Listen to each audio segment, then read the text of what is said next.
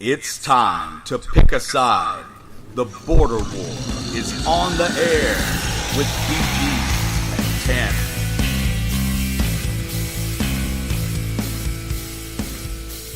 TanMan. All right, everyone, welcome into another week of the Border War. I am the TanMan. I'm joined in studio by my esteemed co-host, BG. I am esteemed. You are esteemed. Full of steam. Full of something. Before we get started, as usual, we want to thank you for tuning in. Thank everyone for listening and downloading some episodes, some past episodes. Thank you, man. Just thank you. Thank you. Thank you so much. Thank you. You guys don't suck. Oh, God.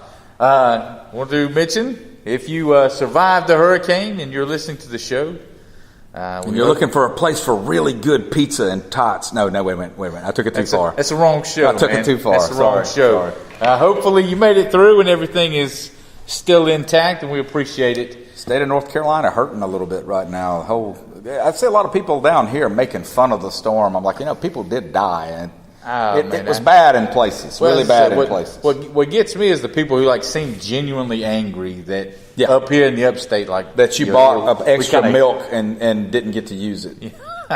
It blows my mind. But like I said, we hope everything is well with everyone out there. We had a few football games get canceled on the college ranks last week. In the box, which is inconsiderate, but. I don't know what they were thinking. They clearly weren't thinking about us and making sure we had enough material for shows. They could have played those games on Tuesday. I don't know why they didn't. BG, get us started with some NFL talk, man. What do you want to talk about? Well, before we get into our box, let's just kind of look over the league as a whole. We're 2 weeks in. We'll start in the AFC East. Dolphins sitting at 2-0. And the only thing I think you can say for sure about the AFC East right now is the Bills are out of this. The Bills might be the worst team in the NFL, and they might be one of the worst teams I've ever actually watched play. You know what gets me about the Bills is there's a real chance that they could be 0-16. Oh, very real chance. That's happened a lot lately. Right, and that's what I was getting ready to say. Several years ago when the Lions first did it, it was a story. It was a big thing. But now, we've had the Lions, we've had the Browns basically do it 2 years in a row. The Bills are on the verge of doing it. You feel like the parity the NFL is famous for is starting to evaporate a little bit. There are some genuinely bad football teams in the NFL right now. The Bills are one of them. You got a couple ties already in the first 2 weeks of the season. Speaking of, moving down to the AFC North, where the Steelers are in last place, my Super Bowl pick. Not winner, but to be in it. 0-1-1. That makes two of us. Browns at 0-1-1. And the Bengals, again, my last place pick for this division, sitting at 2-0. It doesn't feel like a great 2-0, though. It's not a dominant 2-0. I don't think the Bengals are an 11-5 team. I think this evens out. I don't know, man. They look okay to me. They look okay. They look strong. Those Thursday night games are notorious for not necessarily getting the best effort. I thought Cincinnati looked strong the other night. Another surprise, at least to me, the Jaguars 2-0 with a win over New England this last week. Texans at 0-2, and that's the real surprise. And the Texans haven't looked good on offense or defense. No, they've looked questionable. I expected Deshaun Watson to take a little bit of a step back, but there have been times when he looked genuinely lost on the field. And the defense, who is my fantasy defense, is not playing good football. Not playing good football at all. You got the Texans fantasy defense? Yeah. Huh. Okay. Well, Well, somehow I wait until the end to draft defenses every time. Somehow you're 2-0. In the AFC West, you've got the Chiefs and Broncos at 2-0. The Chargers at 1-1, the Raiders at 0-2. Is Pat Mahomes the story in the early part of the season? Oh, I think no question. What is he at? 10 touchdowns? 10 touchdowns in 2 games. He threw 6 this week. And here's the thing. I'm going to go on the record and say I think this is a little bit different from what we've seen before. In recent years, we've seen, obviously last year for 7 games, Deshaun Watson was unstoppable. Defenses could do nothing with him. And then we saw 3 years or 4 years ago, RG3 did the same thing for a full 16-game season. No one, especially the second half of the season, he really caught on. But the difference to me is both those quarterbacks were slightly unconventional quarterbacks at the time they were doing those things, using their legs a lot. Mahomes is standing in the pocket and throwing strikes, man. He is throwing some darts. He's throwing one of the best-looking footballs I've seen in the past 5 or 6 seasons, and I don't mean for a rookie. I mean at all. Now, if his head is really in the game that well and he's already reading defenses, now one would like to think there are some things that defenses could do to sort of slow him down or confuse him, but Kansas City also has an absurd number of weapons. They've got 2 guys that, when they touch the ball can score from anywhere on the field, and so that definitely is giving him good looks at open receivers because, Kareem Hunt, and he's getting double teamed on a lot of plays. They need to get Kareem Hunt more involved in the offense. I demand more touches for Kareem Hunt. Why is that? Would he happen to be on your fantasy team? Because he was my first-round draft pick. I demand more touches for Kareem Hunt. And then the absurdity that is Tyreek Hill. I don't even know how to explain this. The guy, what is he, 4'10"? Yeah. And runs, I think, what is his official 40 time? A 1.6? I was going to go 2.5. 1.6 seconds. So that's helping Mahomes. But press release here, that's every quarterback in the league, right? Kirk Cousins looks like a better quarterback now. Do you think he's a better quarterback, or do you think he's got better people to throw the football to? He's the same guy. So moving on to the NFC, we'll start in the East. Pretty mediocre-looking bunch right now. I would say the only team that looks like they're really struggling here are the Giants, who have no offense. None. Well, no offense. They can't protect Eli Manning. I think you guys have missed a real early season opportunity to be 2-0. You probably should be 2-0. I agree with you. But as far as the Giants, Eric Flowers, I think he was a first-round pick a few years ago. He is just flat terrible, and he's getting Eli Manning killed out there. The Redskins, Cowboys, both at 1-1. We'll talk about them here in a minute. Yeah. The Eagles, the question here to me, though, is with Carson Wentz coming back this week, have we even seen the Eagles yet? Could they jump right back into being the dominant team in this division? Because let's be honest, right now it looks like it's there for the taking if they want it. He could, but you have to wonder when he comes back, what kind of limitations is he going to have? Because I wonder right now if they're not pushing him out there just because they know, look, man, I think the clock has struck midnight on the Nick Foles Cinderella ball. Yeah. This thing is not happening. No. They should have traded him this offseason.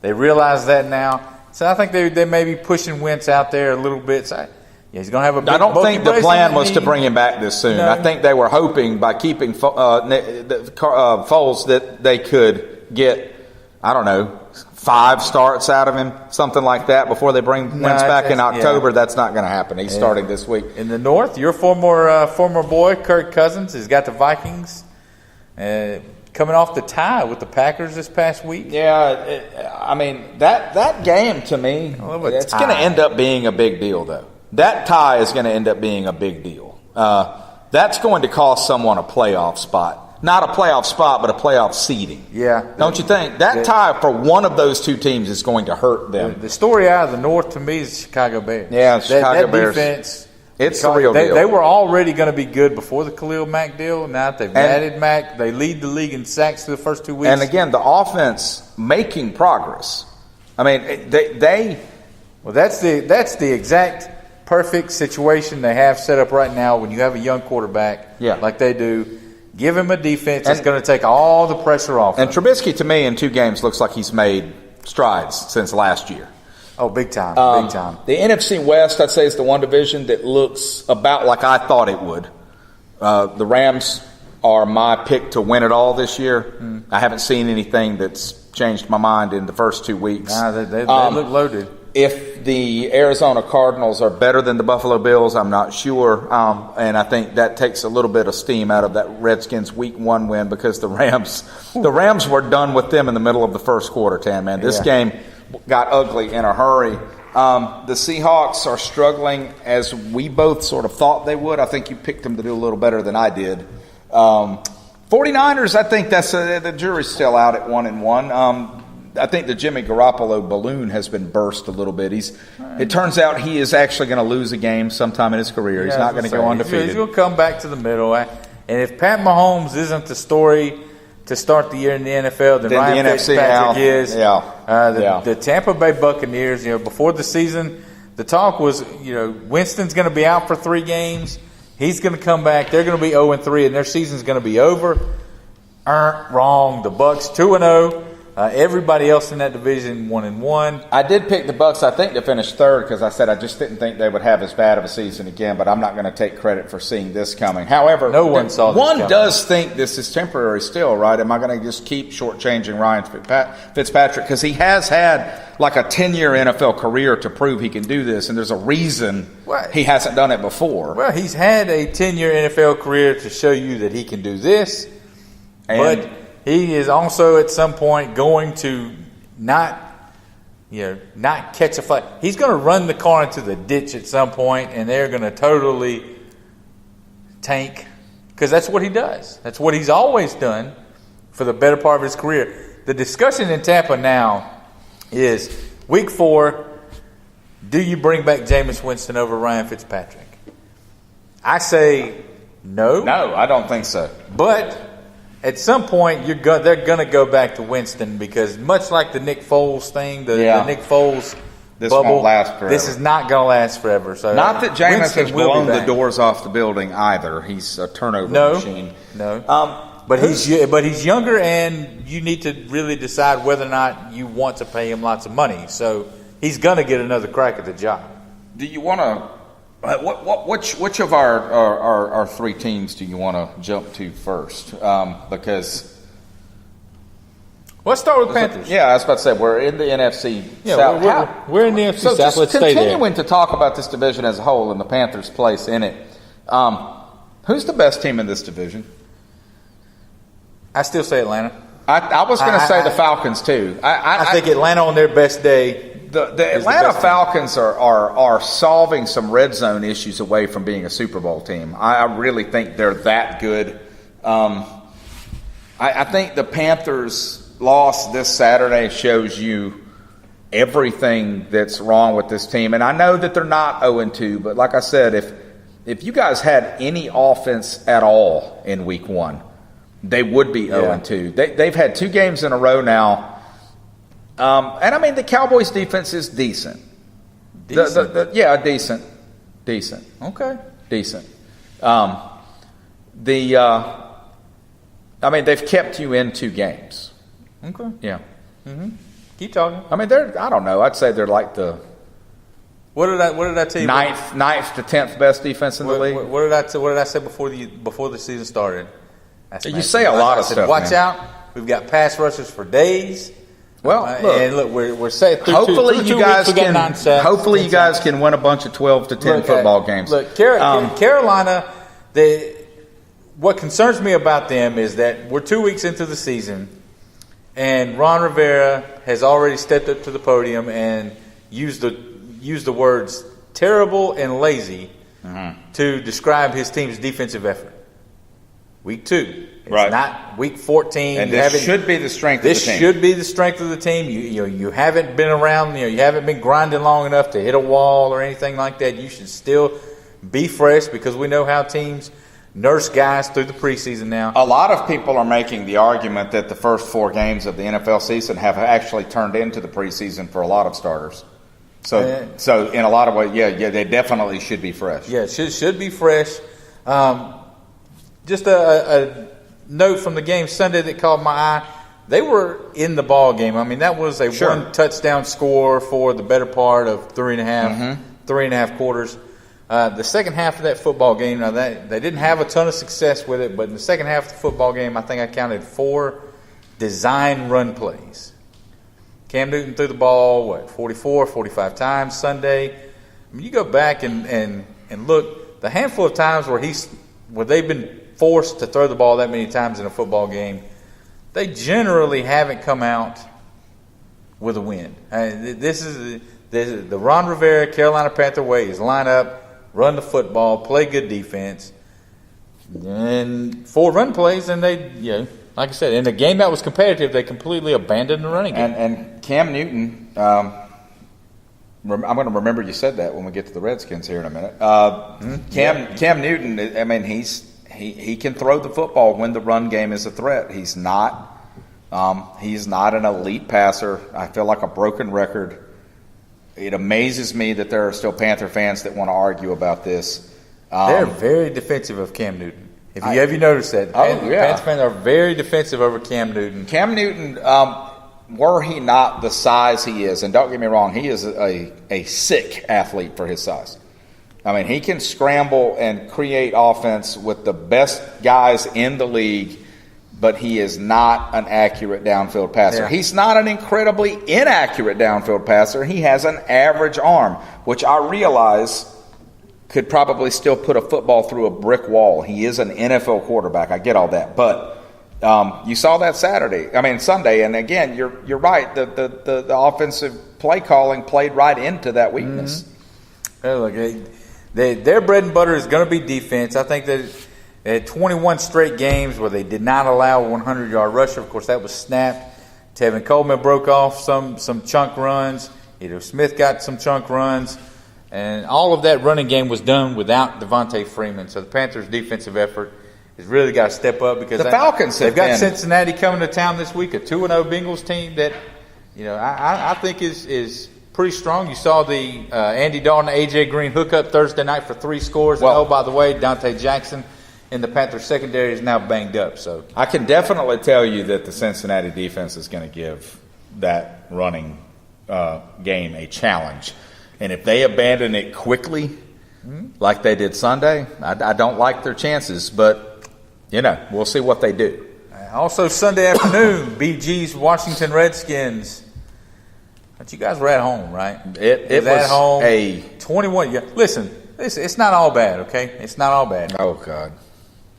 The Colts had 3 scoring plays. Yes. You guys had 3 scoring plays. They were just different plays, but, different point totals. I mean, look, man, I'm trying to put a bow, a silver lining on this. The Redskins fall 21-9 to the Colts. I think a lot of this. I mean, Gruden wants to put it on effort and an embarrassing line play on both sides of the football, and maybe he's right. But the play calling in this game looked a lot like the play calling in the game we just talked about. Just not a lot of oomph in you guys' offense. It was a lot of dink and dunk, and just wasn't any aggressiveness to at be all. fair, that's the thing Chiefs fans will tell you about Alex Smith. He's a very adequate quarterback, but that's all he is. He's not going to throw the downfield ball, and that's all fine.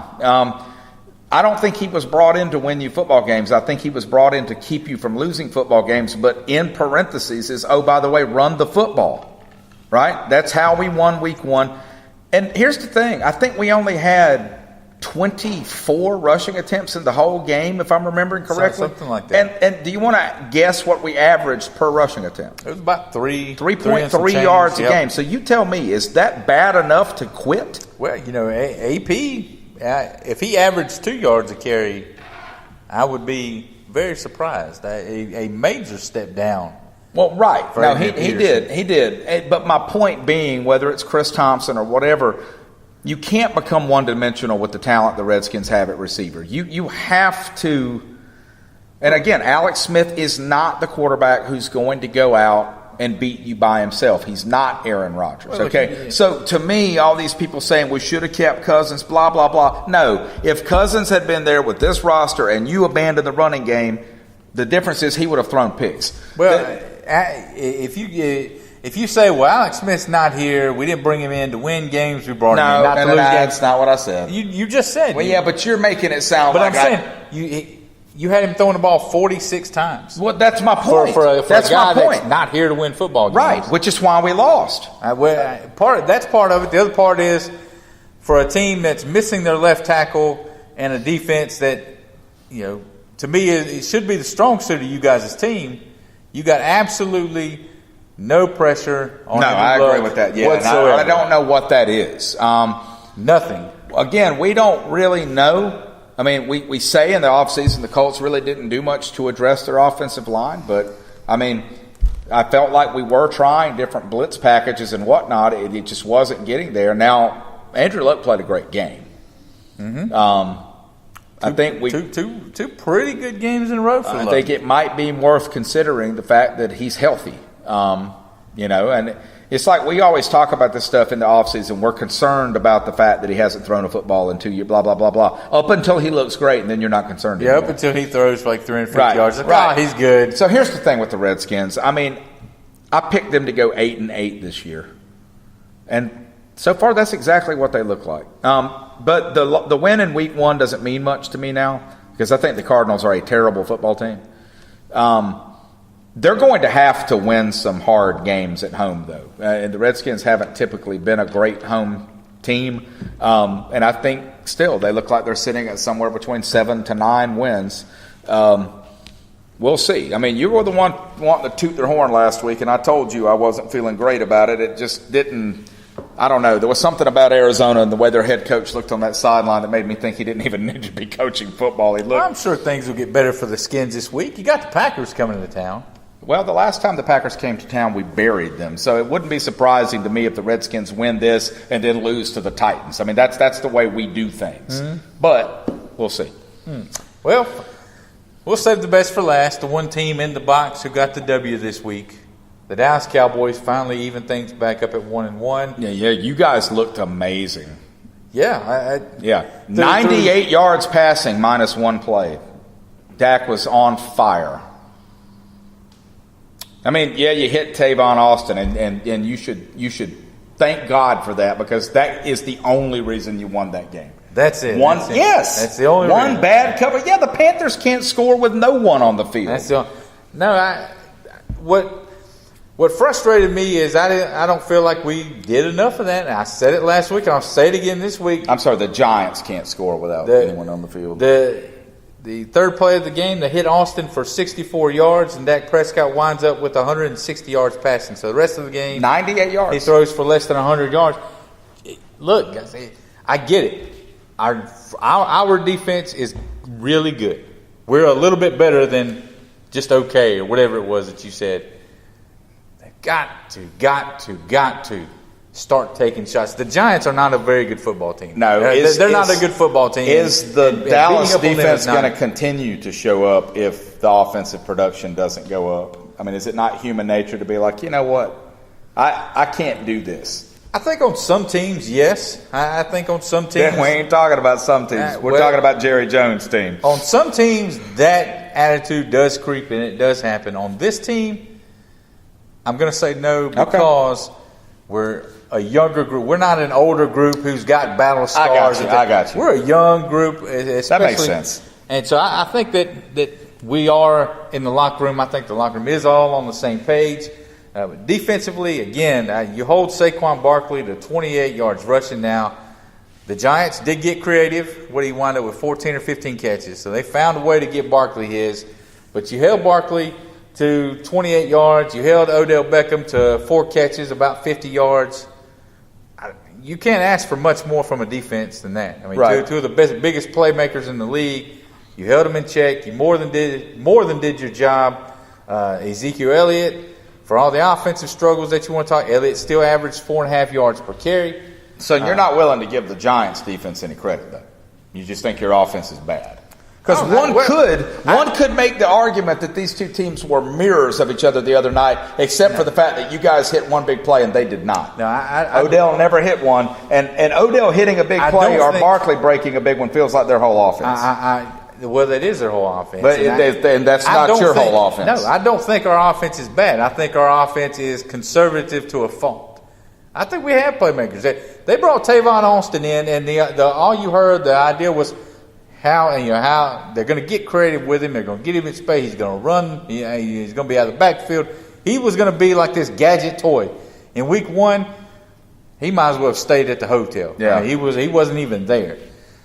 Last week, Sunday night, first play, first drive of the game, they hit him big, and then they just kind of go away. Do you feel like you're going to use him better than anybody else has figured out how to use him? I mean, he's not a rookie, and he's made his rounds.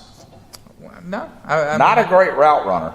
No, but that's why he's been playing running back. That's why he's been used out of the backfield so much the last few years. Because that's what he is. That's what he is. He's not really a receiver. Right. He's not a running back. He's just, he's a toy. He's a toy to play with out there. So if you have him, do something with him. Oh, update here. West Virginia just scored again. West Virginia. That's all I've still got with Tavon Austin. Yeah, it's the only thing I can do to make fun of Clemson anymore. I have to go into the past. I have nothing in the future or the present. Just let it go, man. No. That's all you can do. The hate is real, man. That's all you can do is let it go. I don't care if it makes me look petty and sad.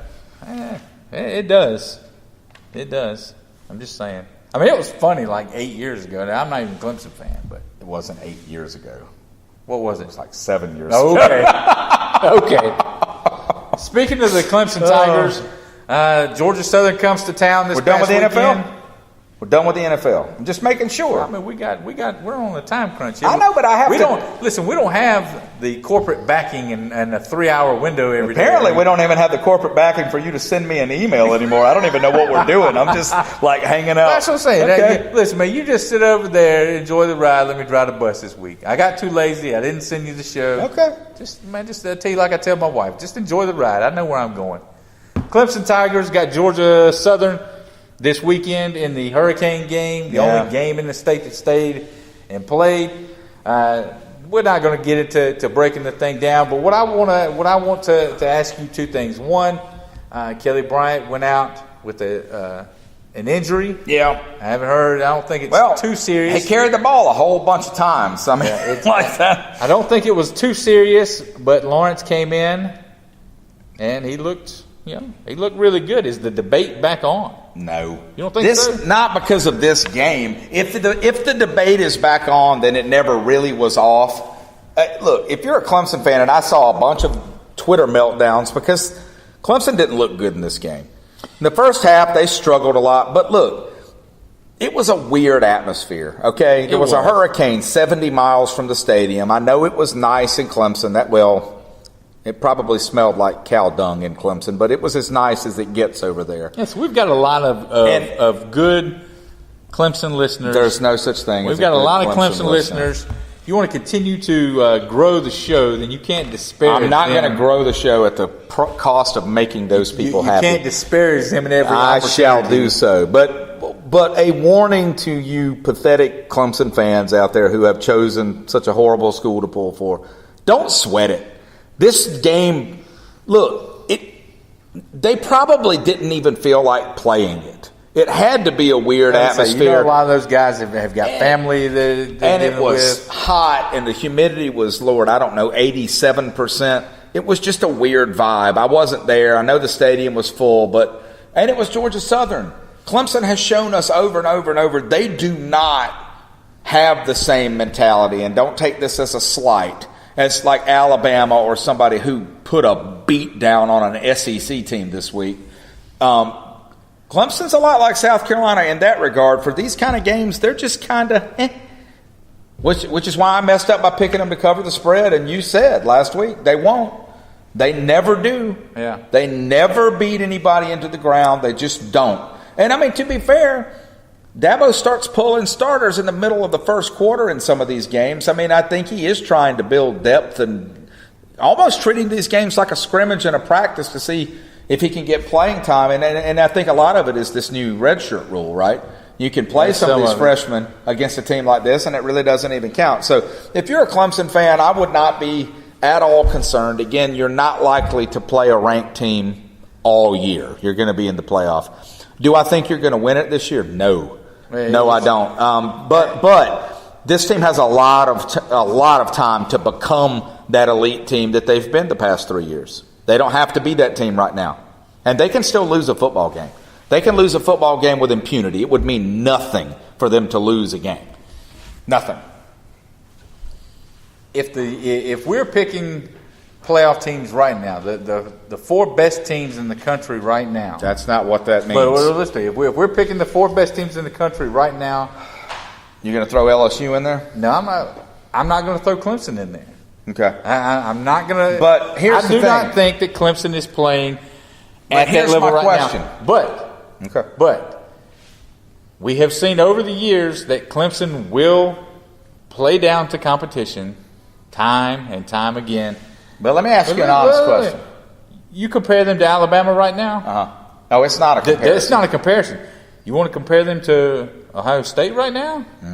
That's not a comparison. Right. Georgia? At best, Oklahoma. I almost left at Oklahoma. I'll tell you what concerns me. At best, right now, I don't think Clemson is one of the 4 best teams in college football right now. I'm going to ask you a question, and then I reserve the right to make a statement when you're done, because you're talking over me a lot today. Yeah. And I mean, because I don't do that to you. Right. Here's the real question, though. Season ends today after week 3. You don't get to vote. Look me in the eye and tell me you don't think that the voters would still put them in the Final Four right now. Okay. All right. Answer me this. No, answer the question. Just answer the question. You know they would. You know, I mean, it doesn't matter. I get what you're saying, but Clemson they've earned, if you want to call it that, they have earned the benefit of the doubt. Okay, but what I'm saying is that group of, we got 4 teams. There's like 5, 6 teams. We've talked about this. There's like 6 teams that are really actually even playing for that thing. Yeah. No, you're right. You're right. We've shown them. Clemson has shown that they will play down to competition. Obviously, I had Auburn in at my 4 seed. I think that's over. I was going to say I had Wisconsin. That's definitely over. I think that's definitely over. But you just look. I don't know, man. I'm getting a different Does vibe. anybody really think LSU is going to be a 1-loss team this year? No, I think they're playing great. Their quarterback play is not good enough. They've got not good enough. They've got the best win anybody has in the country today. Thus far. But to me, I've watched this Clemson team now for 3 weeks.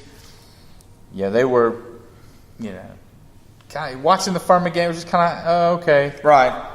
I think A&M outplayed them. I think they beat them everywhere except where it really counted. Right. And same thing with Georgia Southern here. I never got I was never overly impressed. In 3 weeks, I have not been nearly as impressed with this Clemson team as I thought I would be coming into the season. That's all I'm saying. The thing that would concern me if I'm a Clemson fan is the same thing that has caused college defenses nightmares for years and years now, the past 10 especially, and that's a really good mobile quarterback. I think their team is not built to deal well with that. Their secondary does not appear to be good enough to cover when a play breaks down and a quarterback starts to become creative. Unfortunately, there is not a mobile quarterback playing in Columbia, but there is one playing in Tuscaloosa.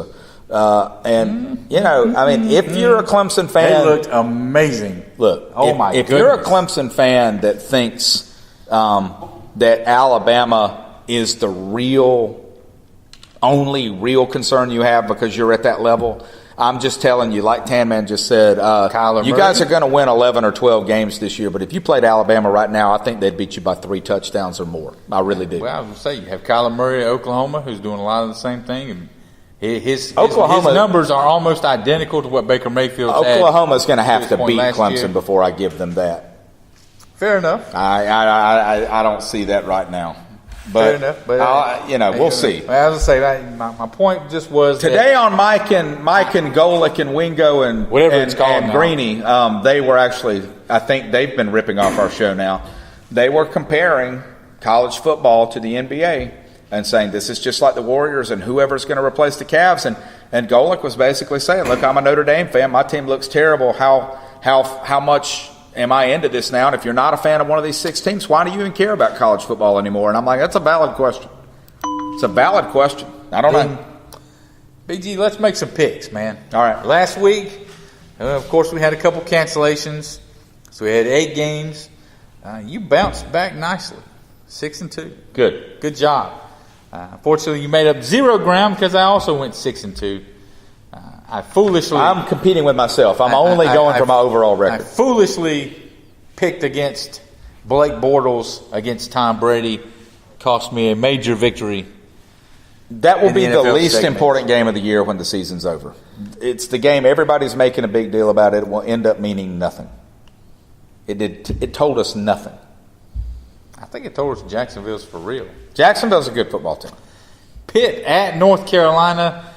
The home opener, a week delayed for the Tar Heels. The Tar Heels getting 4.5 points this week. They have not looked good, but BG, I am taking North Carolina to get the win.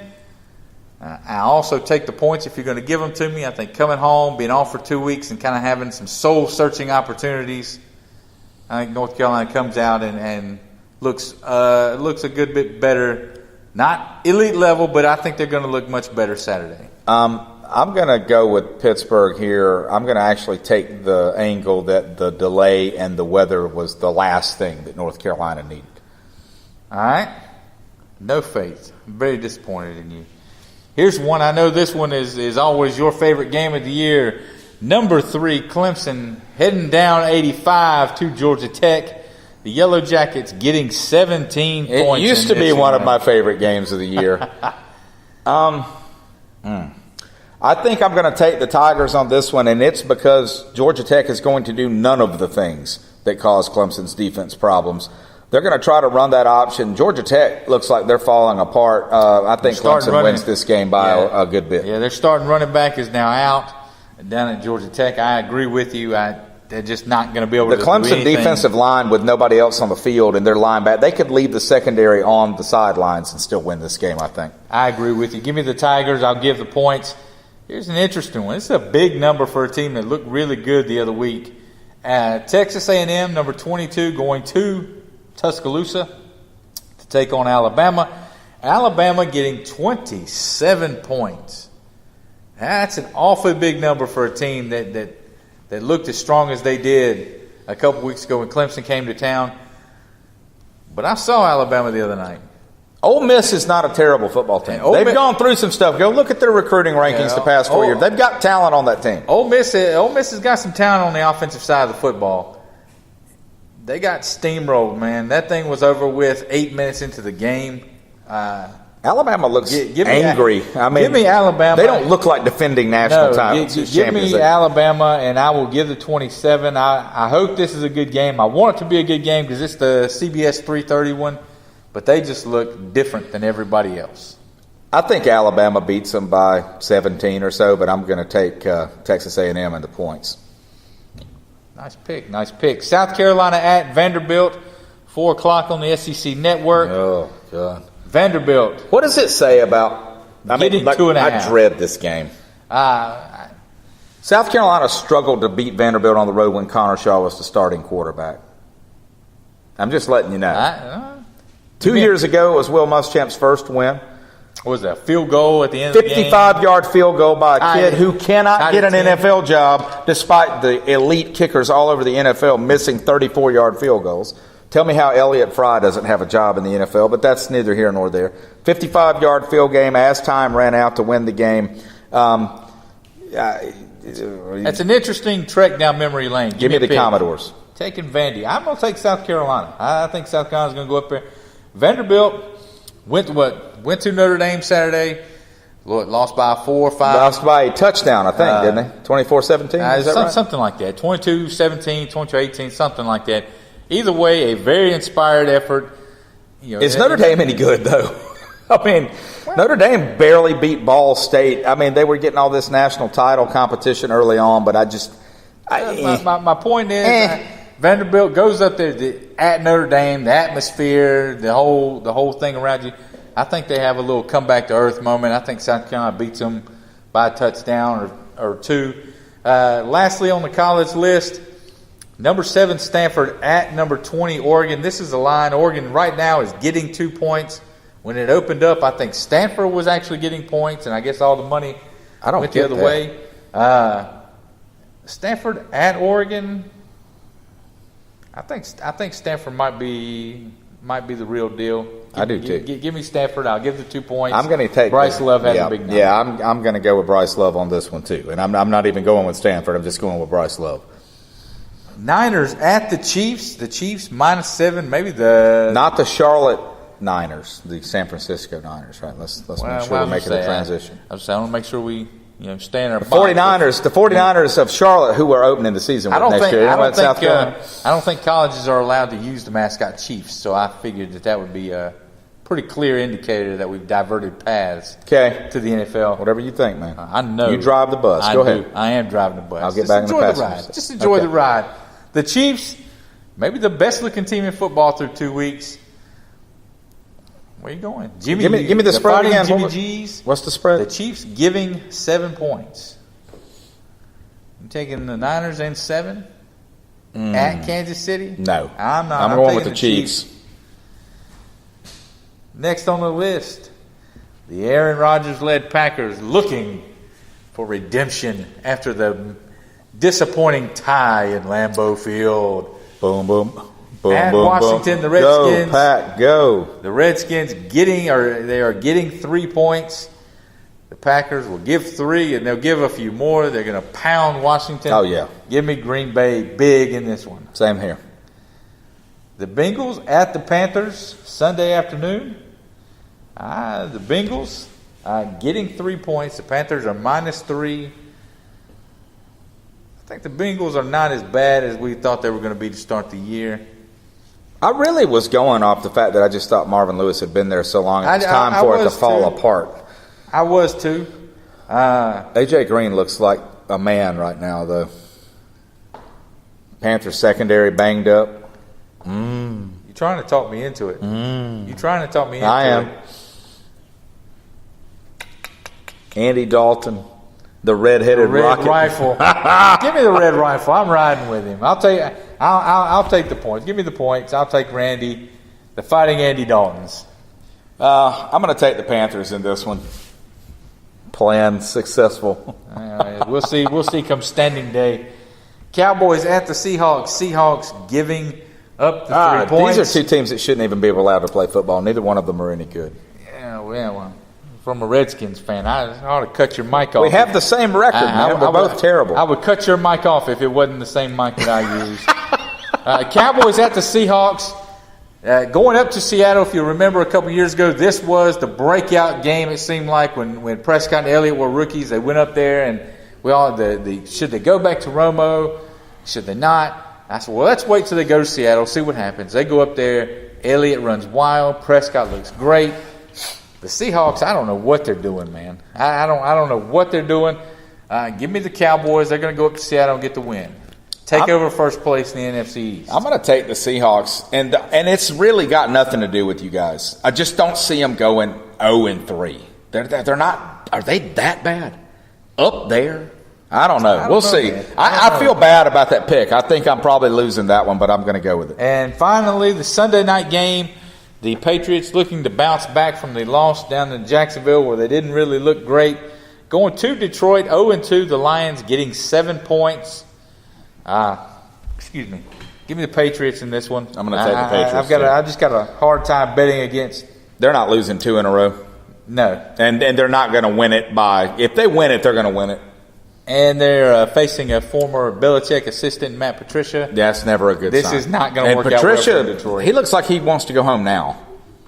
He doesn't even. Yeah, I don't know. That was not a great hire. He probably does. Not a great hire. He probably does. All right, that's it. That's all we got. We want to, again, thank you guys. Thank you so much, man. Thank you. Thank you for listening. Help us. Go home and get a cherry Coke and some tots. Keep the show growing. We're not going to pitch pizza places or hot dog places or whatever they do. We're not going to openly question the play calling of the high school coach that pays our salary either, are we? I heard about that. Yeah, kid's dude's a punk, man. I know you're not listening, but if you are, you're a punk. He probably is listening. Make sure you follow us at the Border War. You can holler at BG at BG_Border War. If you've got the guts. I am at TanMan 3264. If you want to get in on the picks list, you can email those picks. They'll be up on Twitter, Facebook, whatever the case is. No point doing it this week. I'm going 10-0. Congrats. Well, no, he's not. 10-0. Congrats to Brandon from Arden, North Carolina. Brandon went 7-1, so Brandon's smarter than BG and I. I don't know what this means. That's why nobody likes you, man. You're very difficult. That's not the reason nobody likes me. There are plenty of other reasons why nobody likes me. It's not my grammar. No, that's true. Nobody likes you. I don't care.